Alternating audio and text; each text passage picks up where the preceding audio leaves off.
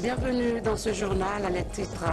Le Chili vient de se qualifier pour la demi-finale du CHAN 2016, une qualification qui prouve à suffisance que le niveau du foot guinéen est à féliciter. Les précisions sur cet exploit du Chili dans ce journal.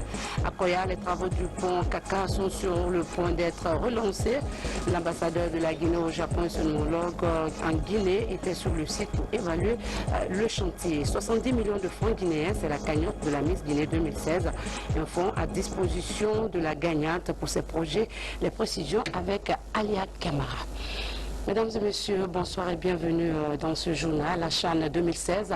Le Chili national local vient d'arracher sa qualification pour les demi-finales. Une victoire obtenue au bout de l'effort par les poulains de Kanfori Lampé Bangoura a suivi un extrait des séances de tir au but. Sur ce, nous recevons Noumassé Dafé. Bonsoir Nouma. Bonsoir Médine. Dites-nous, quelle lecture faites-vous de la victoire de la Guinée à ce stade de la compétition? Merci Médine. C'est non seulement une victoire, mais une qualification historique parce qu'à part les catégories inférieures, je ne parle pas des cadets ou du Chili Espoir pendant les Jeux, mais pour une équipe nationale locale de football, c'est vraiment une qualification historique parce qu'après 1976, aucune équipe guinéenne n'était arrivée à ce niveau de la compétition. Et vous comprendrez que ça a été un match âprement disputé où le Chili quand même a une domination territoriale en dépit un peu de tout ce qu'on a vu comme geste technique, comme duel pendant ce match. Mais c'est vraiment cette formation du Chili national de Guinée qui a eu cette maîtrise. C'est vrai, vous me direz qu'il n'y a pas eu de but, mais vous savez également que notre serial buteur, notre buteur maison avait eu 2 cartons, donc il était sur le banc. Et l'entraîneur Kanfori Lampé Bangoura, il a dit avant ce match que nous n'allons pas nous livrer face à cette formation de Chipolo Polo Boy. Parce que vous le savez, c'est la meilleure défense de ce tournoi. Ils n'ont encaissé aucun but jusque-là, avant la Guinée, sur l'ensemble des 120 minutes. Parce qu'il faut savoir quand même qu'on a joué d'abord 90 minutes, il y a eu les prolongations, il y a eu beaucoup de choses qui se sont passées également. Il y a eu ces séances de tir au but phénoménales, avec un gardien de but sensationnel qui était dans le match. Et c'est l'une des rares fois d'ailleurs qu'un gardien de but est élu, n'est-ce pas, homme du match, en la personne justement de Abdelaziz Keita de l'ASK. Vraiment, sur le plan de la production du jeu, c'est une équipe de Chili qu'il faut vraiment féliciter et on va croiser les bras parce que justement on rencontre en demi-finale l'équipe de la RD Congo, les léopards du Congo qui ne sont pas tombés des dernières pluies. On espère vraiment que pour une fois, espérer aller au final. On peut vraiment espérer parce qu'avec ces garçons, on sent que c'est un club qui joue. Les joueurs viennent de l'ASK, ils viennent du Ori Athletic Club de Conakry, 3 joueurs du Afia Football Club de Conakry, 1 joueur de Sumba et puis de FCCK. On sent quand même que c'est un club qui joue, ils se connaissent, ils se comprennent. Un entraîneur qui est fortement dans son match et franchement, je pense que tout est parti pour être bien pour le football national. Je l'espère. Merci Noumassé. Merci beaucoup. Fin des travaux de la 26e session ordinaire de la conférence des chefs d'État de l'Union africaine. Les travaux de cette dernière journée ont été dominés par la victoire de la Guinée, du Libéria et de la Sierra Leone sur le virus Ebola. Par ailleurs, le discours du nouveau président en exercice de la conférence des chefs d'État était axé sur la paix, droits de l'homme et des femmes et l'immigration. Reportage Ibrahima Keita.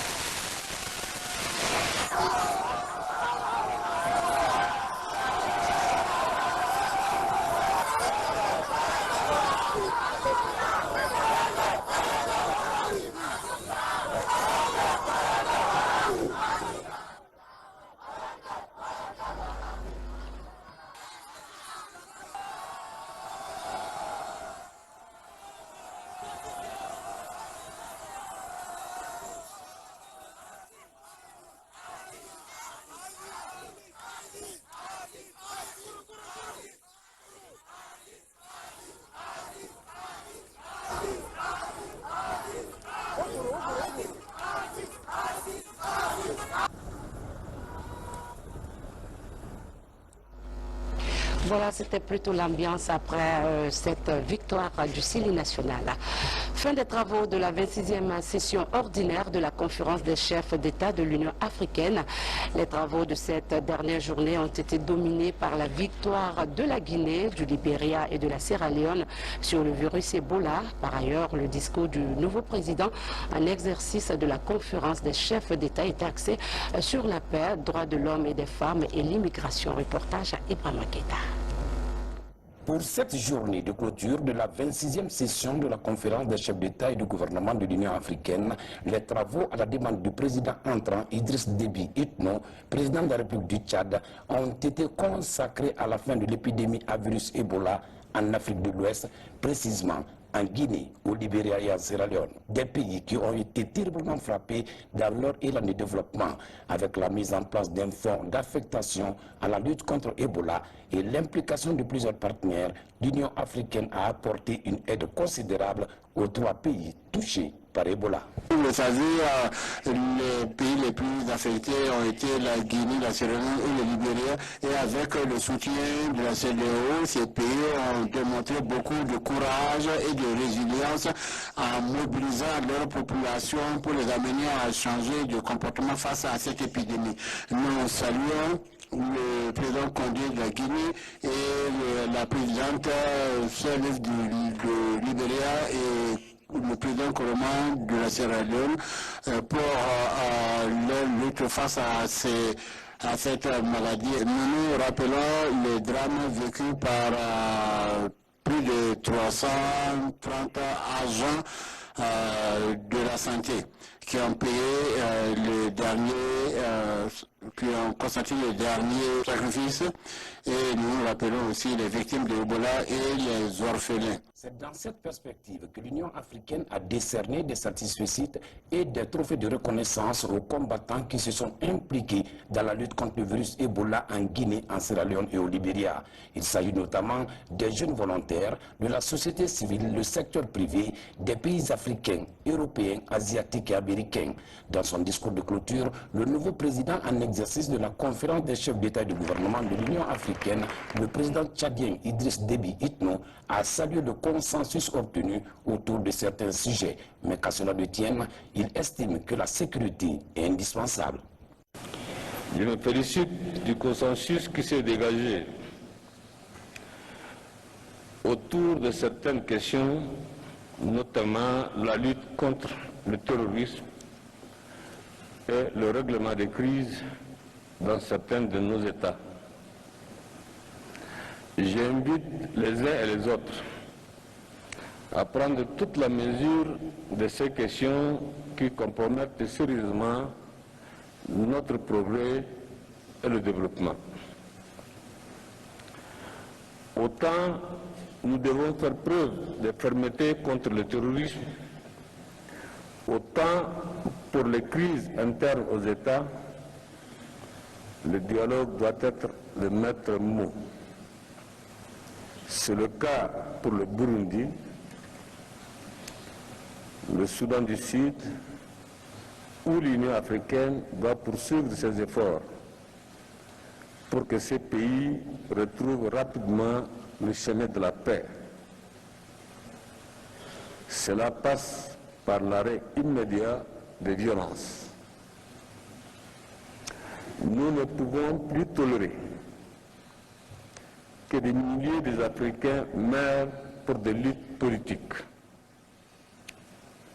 Nous allons suivre avec beaucoup de vigilance et d'attention le développement de la situation dans ces pays, en particulier Burundi et Soudan du Sud. A rappelé que les droits de l'homme et ceux des femmes ont dominé les travaux de cette 26e session de l'Union africaine ici à Addis Abeba. C'est pourquoi d'ailleurs le nouveau président de l'institution panafricaine a invité ses pairs à faire de ces 2 sujets leur préoccupation. Les droits de l'homme et ceux de la femme africaine en particulier sont le thème central de ce sommet. Ils doivent être au centre des agendas nationaux. Nous avons les outils et les mécanismes pour les mettre en œuvre et à les faire respecter au niveau national et au niveau continental.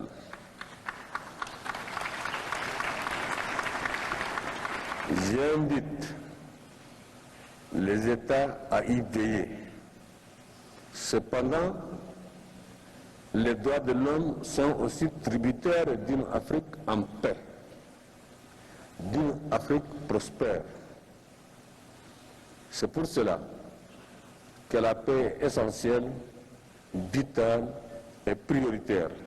L'immigration, le président en exercice de l'Union africaine en a fait cas dans son discours de clôture. Selon lui, l'Afrique doit prendre ses responsabilités afin que les jeunes du continent ne meurent pas à la recherche d'un Eldorado virtuel.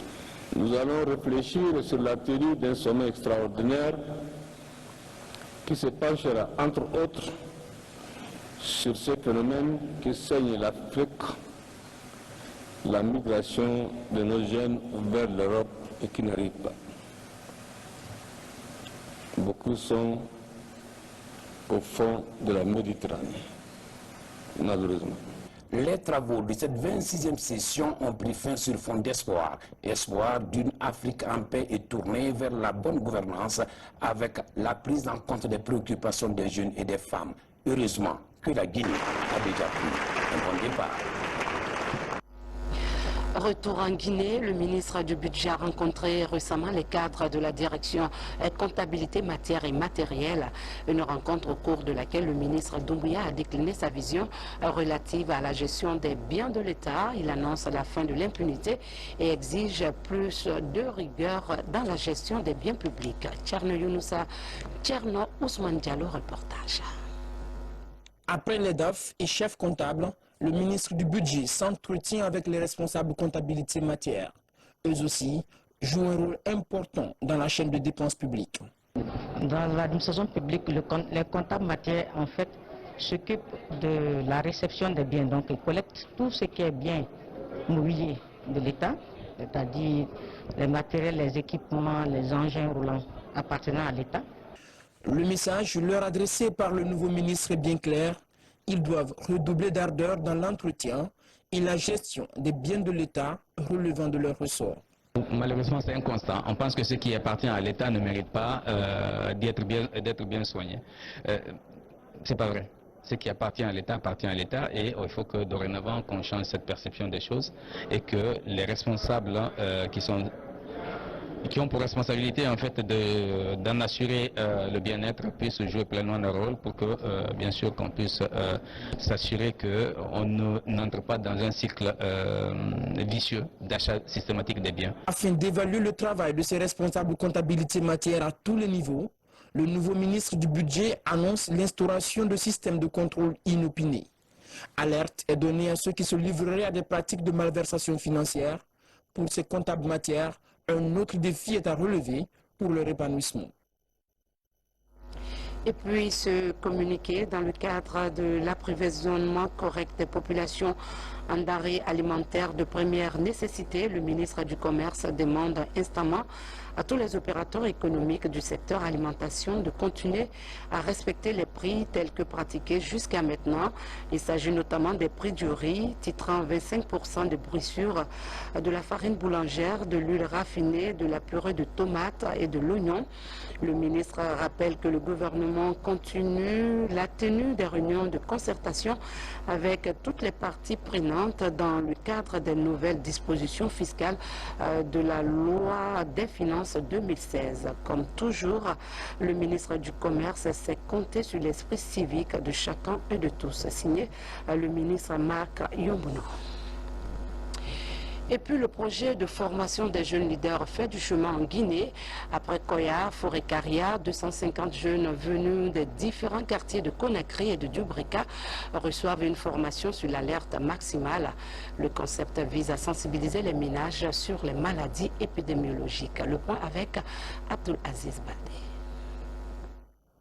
Venus de 130 quartiers de Conakry et de 10 sous-préfectures de Dubrika, ces volontaires seront outillés en technique familiale essentielle.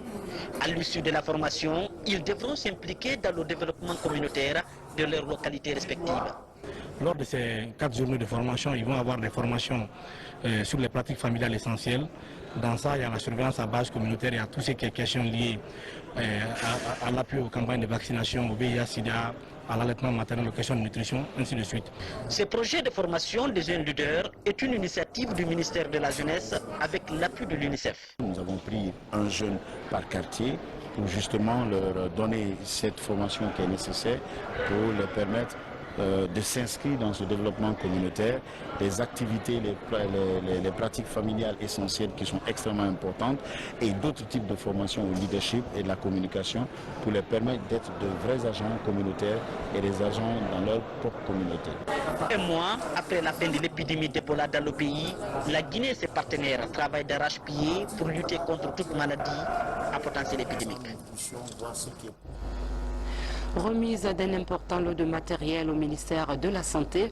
Le don est de l'UNICEF et s'évalue à plus de 6 milliards de francs guinéens. Le geste s'inscrit dans le cadre de la relance du système de santé du pays quand on sait que le secteur a été fragilisé par la maladie à virus Ebola. Compte rendu à Diatoubari. Après Ebola, l'heure est à la relance du système de santé. D'où l'appui de l'UNICEF à travers ce don. Un appui logistique composé de motos, d'ordinateurs, de réfrigérateurs solaires, de kits obstétricaux, de gel désinfectant, de nutriments et de médicaments antirétroviraux. Aujourd'hui, l'UNICEF, à la suite d'un ensemble d'activités qui ont déjà eu lieu dans le passé, notamment en novembre et en décembre, voudrait justement traduire sa volonté et son soutien à ce plan de relance du système de santé, notamment dans sa composante renforcement du système à travers l'ensemble du pays pour faire une remise d'un lot de matériel et nous continuerons à faire tout ce que nous pouvons pour que justement les enfants et les femmes des Guinéens soient soutenus, et notamment pour ce qui concerne leur bien-être en général et notamment pour ce qui concerne leur bien-être sanitaire. Estimé à 7 milliards de francs guinéens, ces équipements seront répartis entre les différents établissements sanitaires du pays. Cela devrait permettre la prise en charge de plusieurs pathologies à potentiel épidémique, mais aussi faciliter les conditions de travail des agents de santé. Je tiens à vous rassurer que le ministère de la Santé prendra toutes les dispositions utiles pour la bonne utilisation de ces équipements et de ces intrants, car leur disponibilité nous permettra à coup sûr d'améliorer les conditions de travail du personnel de santé, de prévenir la propagation de la maladie et de soulager la souffrance des maladies en général et des mères et des enfants en particulier. Partenaire de premier plan, l'UNICEF accompagne l'État guinéen dans la mise en œuvre de sa politique sanitaire. L'institution onusienne s'implique surtout dans l'amélioration des soins de santé de la mère et de l'enfant.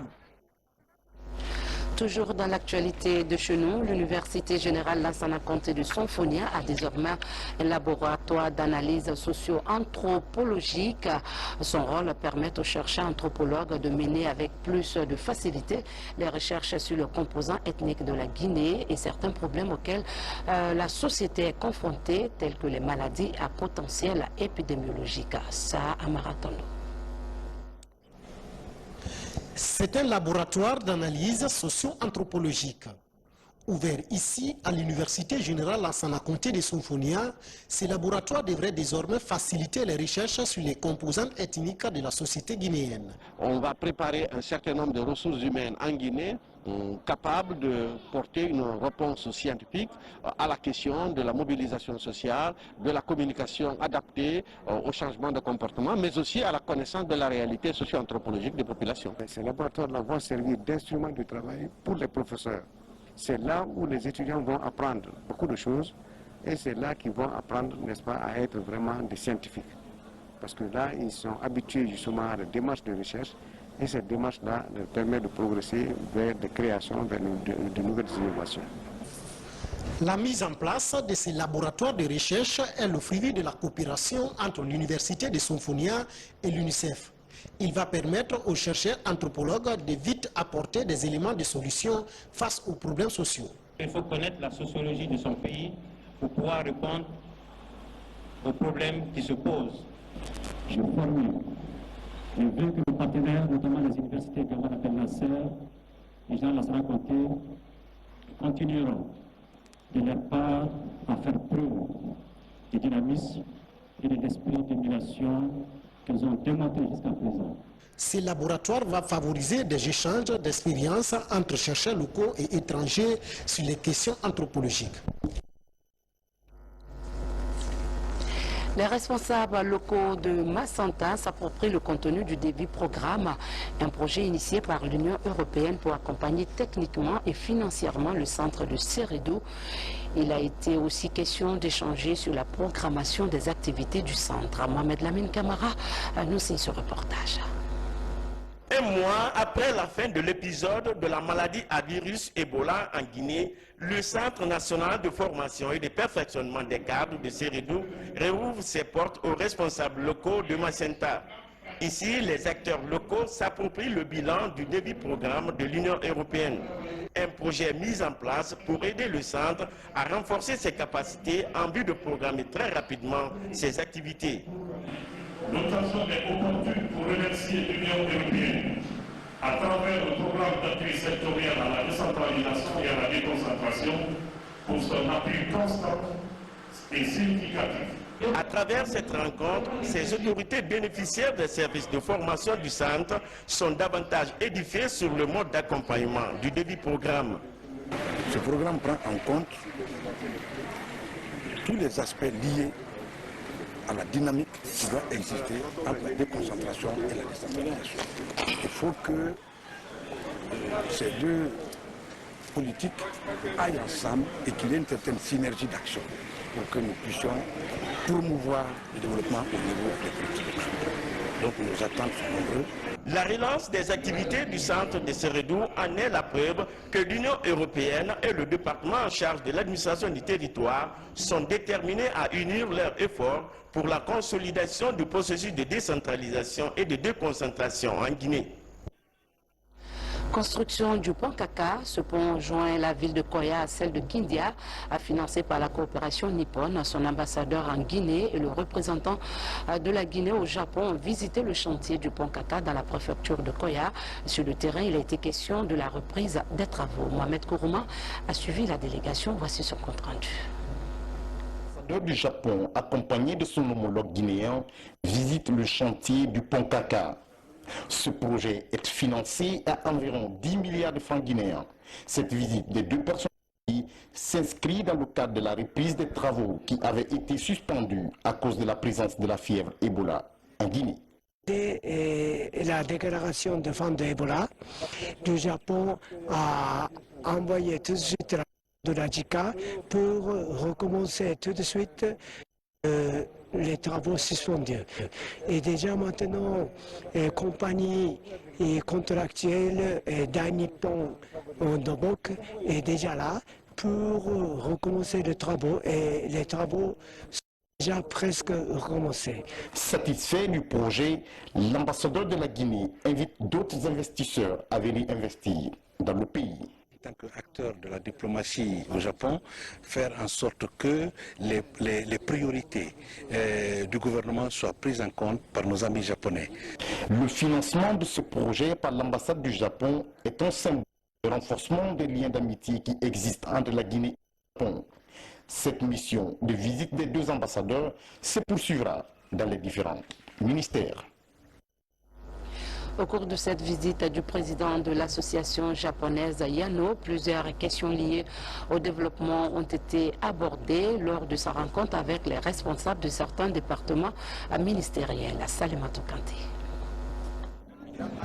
Le président de l'association japonaise pour le développement de l'Afrique, Tetsuro Yano, est en séjour de travail à Conakry en compagnie du diplomate guinéen accrédité à Tokyo et celui du Japon en Guinée. Il s'est rendu successivement dans certains départements ministériels et à l'Assemblée nationale. Objectif, s'enquérir des conditions de travail afin de leur apporter un appui matériel et financier. Ce que nous pourrons faire dans un avenir pour la mise à flot de l'économie et surtout du point de vue de l'esprit des Guinéens. Et nous allons bien discuter ce que nous pourrons faire, nous, Japonais. En raison de ma visite, nous pourrons construire un nouvel ère de la relation Guinée-Japon. Cette tournée a été aussi une occasion pour les ministres d'évoquer des dysfonctionnements au sein de leur département. L'initiative est appréciée par l'ambassadeur de la Guinée au Japon. Au cours de cette visite, nous avions eu l'opportunité de rencontrer plusieurs personnalités de notre pays. Ces rencontres ont également permis de passer en revue l'état de notre coopération et en même temps de discuter des projets en cours de réalisation, notamment en ce qui concerne le pont de Kaka sur la route nationale numéro 1, la rénovation des différents ports artisanaux, par exemple celui de Bourbiné et du port de Kaporo. Nous avions reçu de la part de la partie japonaise un engagement. Le président de l'Association japonaise pour le développement de l'Afrique compte réaliser très prochainement des projets dans des domaines comme la pêche artisanale.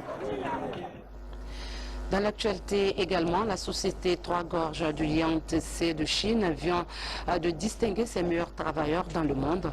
Il s'agit d'un Brésilien et d'un Guinéen qui ont été élevés à titre honorifique pour la qualité du travail à leurs postes respectifs.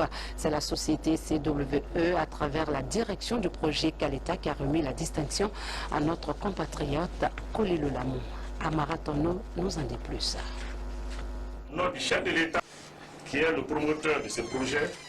Donc, nous vous remettons cette distinction honorifique pour que ça serve d'exemple aux autres travailleurs locaux guinéens. Koli Lolamou, employé du projet d'aménagement hydroélectrique de Kaleta, a été élu comme travailleur modèle 2015 par le groupe Trois Gorges de Jiangxi de Chine à travers sa filiale CWE. Grâce à son performance parfaite, on a élu M. Koli comme les meilleurs travailleurs étrangers de notre groupe. Koli Lolamou et un Brésilien sont les deux à bénéficier d'une telle distinction par cette société chinoise qui emploie près de 100 000 travailleurs dans 73 projets à travers le monde. À travers cette distinction, j'invite tous les autres travailleurs guinéens à suivre mon exemple. À l'invitation du groupe Trois Gorges, Koli Lolamou a effectué un séjour de 2 semaines en Chine avant de recevoir sa distinction. L'affaire de meurtre accablé de Mariam Koivogui, la fillette de 4 ans, suscite encore de nombreuses interrogations. Près d'une semaine après la commission du crime, la brigade de recherche multiplie les enquêtes en vue de retrouver le vrai coupable. Tentative d'éclairage avec Tcherno Younoussaba. C'est dans ce bâtiment inachevé que le corps sans vie de la fillette de 4 ans, Mariam Koivogui, a été retrouvé. Depuis la commission du crime, le 26 janvier dernier, l'affaire alimente les débats. Selon nos informations, les premières autopsies révèlent que la fillette a subi des mutilations génitales suivies de coups de blessures. Une mort tragique qui suscite beaucoup d'interrogations chez les citoyens. Certains soutiennent la version viol et d'autres un sacrifice humain. Mais en attendant de situer les responsabilités, les victimes pointent du doigt un certain Moussa Diakité, habitant du même quartier.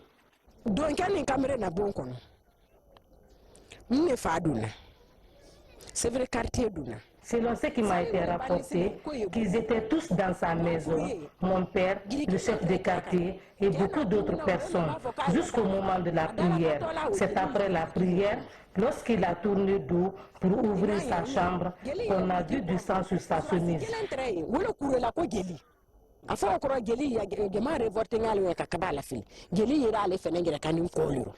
Dans la famille du suspect, on parle d'allégations. La sœur aînée de Moussa Diakité clame l'innocence de son frère. Figurez-vous qu'on a dit que j'étais allé voir mon marabout pour les fins de recherche de poste, etc. Or, il se trouve la réalité que c'est mon jeune frère. En attendant de voir clair dans ce meurtre, Moussa Diakité, interpellé par les services de sécurité, est déjà entendu dans le cadre des enquêtes préliminaires avant d'être déféré à la justice de paix de Dubreka pour la suite des interrogatoires. Et pour finir, la nouvelle reine de la beauté guinéenne est connue. Elle s'appelle Safiatou Baldé, étudiante en relations internationales à licence 3. Elle a retiré la couronne des mains de plusieurs prétendantes et séduit le jury par son intelligence, son charme et son assurance en elle. Alia Kamara nous fait revivre ce moment plein de couleurs et de suspense. Cette édition, le comité Miss Guinée a apporté de la rupture. Il ne suffit plus d'être belle physiquement, les candidates doivent avoir également un bon niveau d'études. Le trio gagnant a été difficile à départager selon le jury, mais la Miss Guinée 2016 a surtout des projets à défendre. Le premier concerne les prisonniers et deuxièmement, je pense à toutes ces personnes qui ont perdu leurs parents à travers ce virus Ebola. Ces personnes qui sont aujourd'hui sans repère, je pense à ces personnes et je compte bien réaliser un projet dans ce sens-là. C'est de prendre soin d'elles, de s'instruire, d'adopter de très bons comportements, de tenir compte de notre culture, parce que nous avons une culture africaine où on demande qui demande beaucoup de sagesse. La 8e édition Miss Guinée a été soutenue par Sobragui et tous les invités qui voient en cette compétition une belle expression de l'identité guinéenne.